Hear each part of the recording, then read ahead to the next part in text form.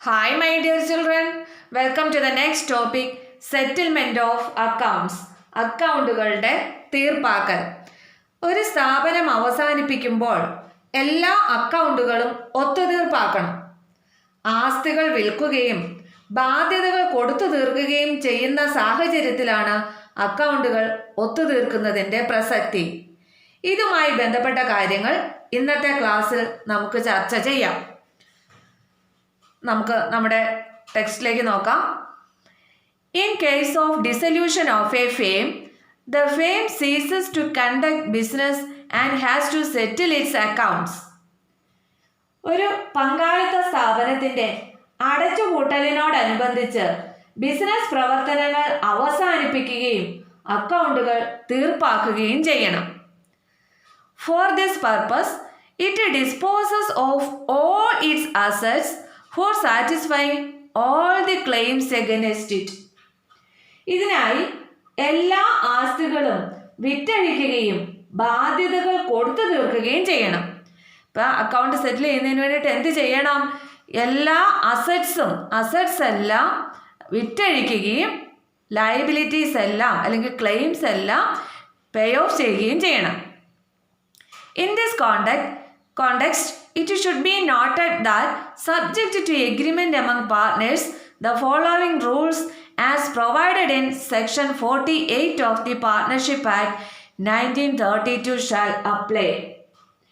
ഈ സാഹചര്യത്തിൽ എല്ലാ പങ്കാളികളുടെയും സമ്മതത്തോടെ ഇന്ത്യൻ പാർട്ണർഷിപ്പ് ആക്ടിലെ 1932 ഇന്ത്യൻ പാർട്ണർഷിപ്പ് ആക്ടിലെ സെക്ഷൻ 48 അനുസരിച്ച് താഴെ പറയുന്ന ചട്ടങ്ങൾ ബാധകമാക്കേണ്ടതാണ്. എന്തൊക്കെയാണ് റൂൾസ് നമുക്ക് നോക്കാം. എ, ട്രീറ്റ്മെൻറ്റ് ഓഫ് ലോസസ്, നഷ്ടത്തിൻ്റെ ക്രമീകരണം. Losses including deficiencies of capital shall be paid. ലോസിനകത്ത് ഏതും കൂടെ ഉൾപ്പെടും?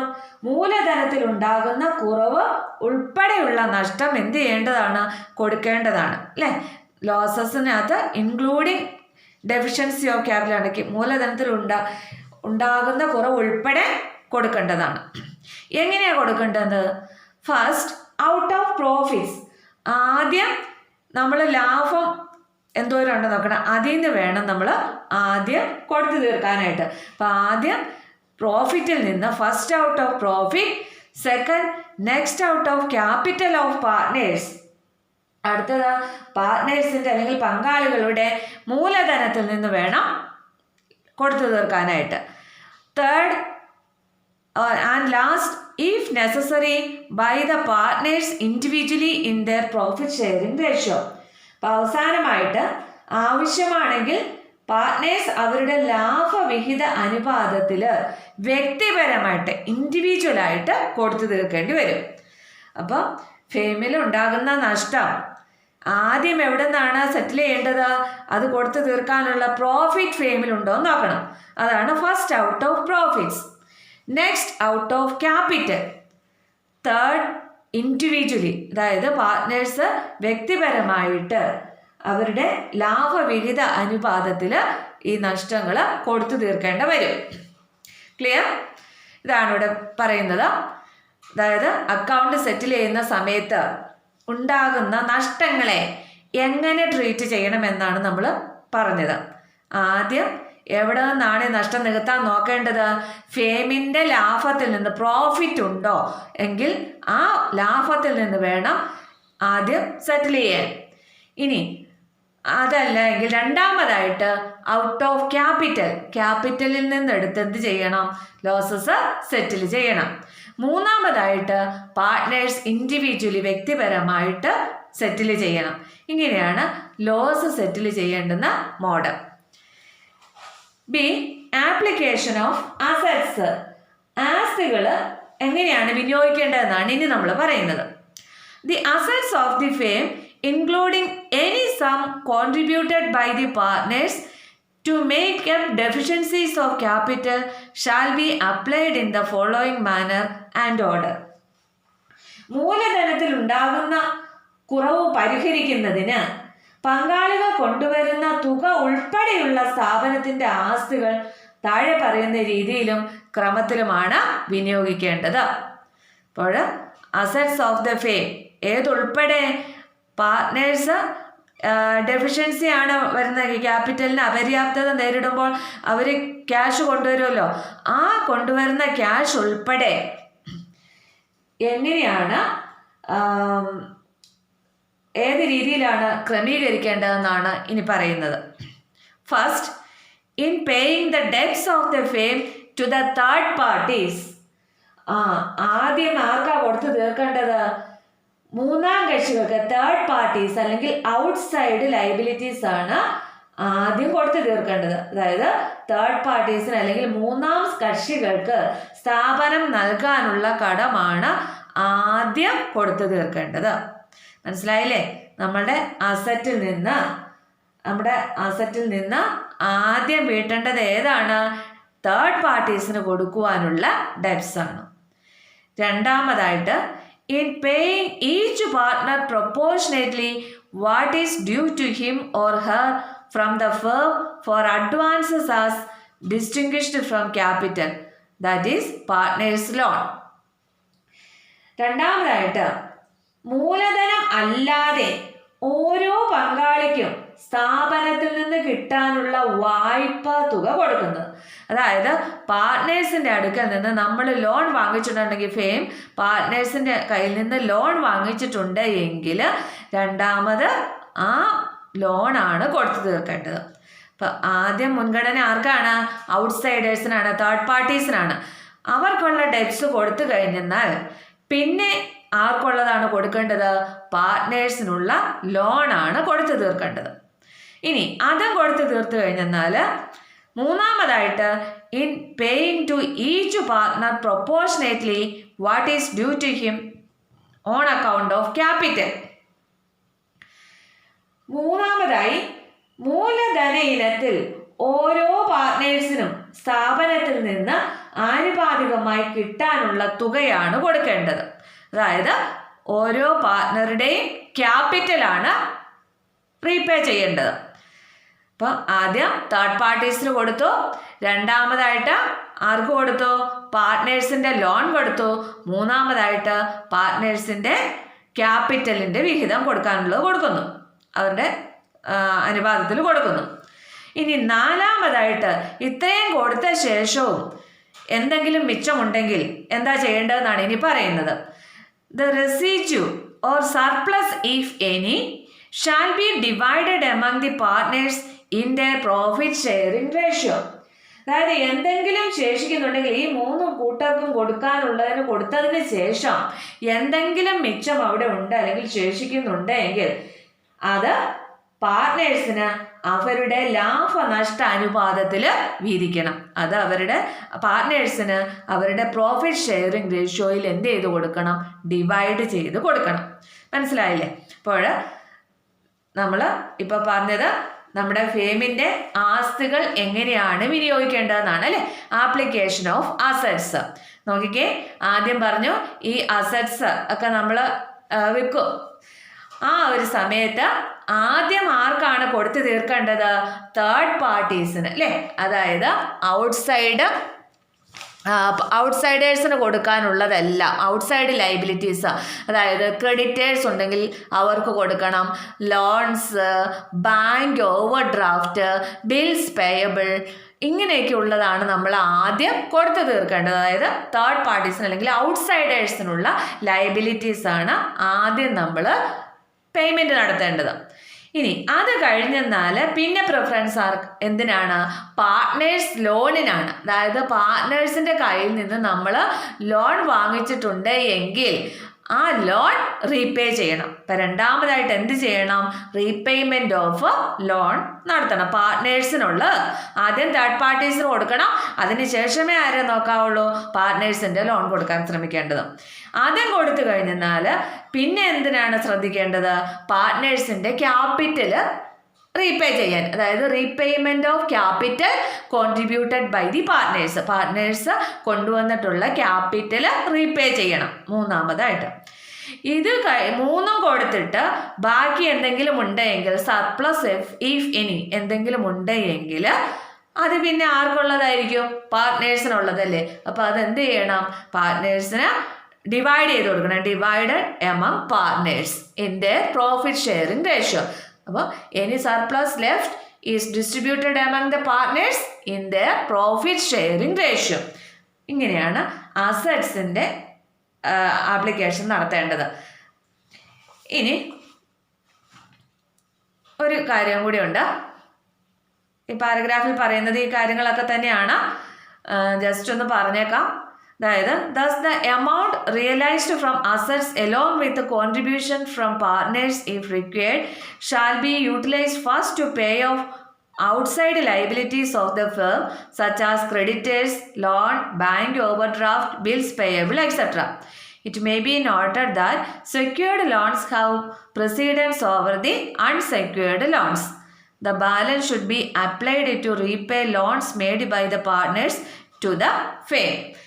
അതായത് ഇത്തരത്തിൽ ആസ്തികൾ വിറ്റ് കിട്ടുന്ന തുകയും ആവശ്യമെങ്കിൽ പങ്കാളികൾ കൊണ്ടുവരുന്ന തുകയും ആദ്യമായി പുറമേയുള്ള ബാധ്യതകൾ, നേരത്തെ പറഞ്ഞില്ലേ, ക്രെഡിറ്റേഴ്സ്, വായ്പകൾ, bank over draft, bills payable മുതലായവ കൊടുത്തു തീർക്കാനായിട്ട് ഉപയോഗിക്കണം.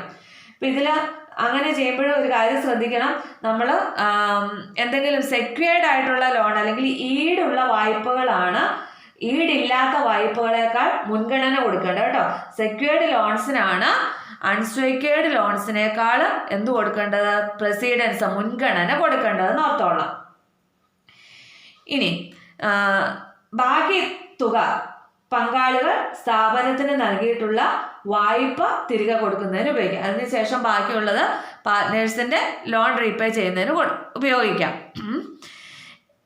ഇനി in case the balance amount is not adequate enough to pay off such loans and advance, they are to be paid proportionately. ഇനി ബാക്കി തുക അത്തരം പാർട്ട്ണറുടെ ലോൺ തിരികെ നൽകാൻ തികഞ്ഞില്ലെങ്കിൽ അവ എങ്ങനെ കൊടുക്കണം? പ്രൊപ്പോർഷനേറ്റ് ആയിട്ട് വേണം, ആനുപാതികമായിട്ട് വേണം കൊടുക്കാനായിട്ട്. The amount left thereafter is utilized in settlement of capital account balance. ഇനി അത് കഴിഞ്ഞിട്ട് ബാക്കി ഉണ്ടെങ്കിൽ എന്ത് ചെയ്യണം? ലാഭവും നഷ്ടവും ക്രമീകരിച്ച ശേഷം മൂലധന അക്കൗണ്ടിലുള്ള ബാക്കി തുക കൊടുത്തു തീർക്കുന്നതിന് നമുക്ക് വിനിയോഗിക്കാം. Amount left thereafter is utilized in settlement of capital account balance. Then the surplus, if any, divided among partners in their profit sharing ratio. ഇനി അതെല്ലാം കഴിഞ്ഞിട്ടും വീണ്ടും എന്തെങ്കിലും സർപ്ലസ് മിച്ചമുണ്ടെങ്കിൽ അത് പാർട്ട്നേഴ്സിന് അവരുടെ പ്രോഫിറ്റ് ഷെയറിംഗ് റേഷ്യോയിൽ വീതിച്ചു കൊടുക്കുക. അതായത് നമ്മൾ പറഞ്ഞ കാര്യം തന്നെ ഒന്നുകൂടി അല്പം വിശദമായിട്ട് പറയുന്നു മാത്രം. ഇനി അടുത്ത ഒരു കാര്യം നമുക്ക് നോക്കേണ്ടത് പ്രൈവറ്റ് ഡെപ്റ്റും ഫൈനാൻസ് ഡെപ്റ്റും എന്താണെന്ന് നോക്കണം. അതായത് സ്വകാര്യ കടങ്ങളും സ്ഥാപനത്തിന്റെ കടങ്ങളും. പ്രൈവറ്റ് ഡെപ്റ്റ് എന്ന് പറഞ്ഞാൽ സ്വകാര്യ കടം, ഫേംസ് ഡെപ്റ്റ് എന്ന് പറഞ്ഞാൽ എന്താണ്? സ്ഥാപനത്തിന്റെ കടം എന്നാണ്. Where both the debts of the firm and private debts of a partner coexist, the following rules as stated in section 49 of the Act shall apply. അതായത് സ്ഥാപനത്തിന്റെ കടവും പങ്കാളിയുടെ സ്വകാര്യ കടവും ഒരുമിച്ച് നിൽക്കുന്നുണ്ടെങ്കിൽ പാർട്ണർഷിപ്പ് ആക്ടിലെ സെക്ഷൻ 49 പറയുന്ന റൂൾസ് ആണ് നമ്മൾ അപ്ലൈ ചെയ്യേണ്ടത്. അതെന്തൊക്കെയാണെന്നാണ് ഇനി പറയുന്നത്. A. The property of the firm shall be applied first in the payment of debts of the firm. എന്താ അതിൻ്റെ അർത്ഥം? അതായത് സ്ഥാപനത്തിന്റെ വസ്തുവകകൾ, അതായത് പ്രോപ്പർട്ടി ഓഫ് ദ ഫേം, ഫേമിൻ്റെ പ്രോപ്പർട്ടി എന്ത് ചെയ്യണം? ആദ്യം എന്തിനായിരിക്കണം ഉപയോഗിക്കേണ്ടത്? ഫേമിൻ്റെ ഡെപ്റ്റ് വീട്ടാനായിരിക്കണം. അതായത് സ്ഥാപനത്തിന്റെ വസ്തുവകകൾ ആദ്യം സ്ഥാപനത്തിന്റെ കടങ്ങൾ കൊടുക്കുവാനായിട്ട് വേണം ഉപയോഗിക്കാൻ. ഫേമിൻ്റെ പ്രോപ്പർട്ടി ഉപയോഗിച്ച് ആദ്യം പേ ഓഫ് ചെയ്യേണ്ട എന്താണ്? ഫേമിൻ്റെ ഡെപ്റ്റ്സ് ആണ്. ഫേമിൻ്റെ ഡെപ്റ്റും ഉണ്ട്, പ്രൈവറ്റ് ഡെപ്റ്റും ഉണ്ട് കേട്ടോ. അതുകൊണ്ടാണ് ഇങ്ങനെ വേറിട്ട് പറയുന്നത്. And then the surplus if any shall be divided among the partners as per their claims which can be utilised for payment of their private liabilities. ഇനി മിച്ചം എന്തെങ്കിലും ഉണ്ടെങ്കിൽ, ഇപ്പം ആദ്യം ഫേമിൻ്റെ ഡെപ്റ്റ് കൊടുത്ത ശേഷം മിച്ചം എന്തെങ്കിലും ഉണ്ടെങ്കിൽ പാർട്ട്നേഴ്സിന് അവർക്ക് കിട്ടാനുള്ളതനുസരിച്ച് വീതിച്ചെടുത്ത് ആ തുക അവരുടെ സ്വകാര്യ ബാധ്യതകൾ കൊടുക്കുവാനായിട്ട് ഉപയോഗിക്കാം. അപ്പം ആദ്യം ഫേമിൻ്റെ പ്രോപ്പർട്ടിയിൽ നിന്ന് ഏത് വീട്ടണം? ഫേമിൻ്റെ ഡെപ്റ്റ് വീട്ടണം. അതിനുശേഷം സർപ്ലസ് എന്തെങ്കിലും ഉണ്ട് എങ്കിൽ അവ എന്ത് ചെയ്യാം? പാർട്ട്നേഴ്സിന് they can be utilised for payment of their private liabilities. അവരുടെ സ്വകാര്യ കടങ്ങൾ കൊടുത്തു തീർക്കാനായിട്ട് വിനിയോഗിക്കാവുന്നതാണ്. ഇനി B, the private property of any partner shall be applied first in payment of his private debt, and the surplus, if any, may be utilized for payment of the firm's debt in case the firm's liabilities exceeds the firm's assets. അതായത് സ്ഥാപനത്തിന്റെ ബാധ്യതകൾ സ്ഥാപനത്തിന്റെ ആസ്തികളെക്കാൾ കൂടുതലാണ് എങ്കിൽ, അതായത് സ്ഥാപനത്തിന്റെ ബാധ്യതകൾ ആസ്തികൾ അസറ്റിനേക്കാൾ കൂടുതലാണ് എങ്കിൽ പാർട്ട്നേഴ്സിന്റെ സ്വകാര്യ സ്വത്ത് ആദ്യം അയാളുടെ സ്വകാര്യ കടങ്ങൾ തീർക്കാൻ ഉപയോഗിക്കണം. മിച്ചം എന്തെങ്കിലും ഉണ്ടെങ്കിൽ ആ തുക സ്ഥാപനത്തിന്റെ കടങ്ങൾ കൊടുത്തു തീർക്കാനായിട്ട് ഉപയോഗിക്കാം. മനസ്സിലായില്ലേ?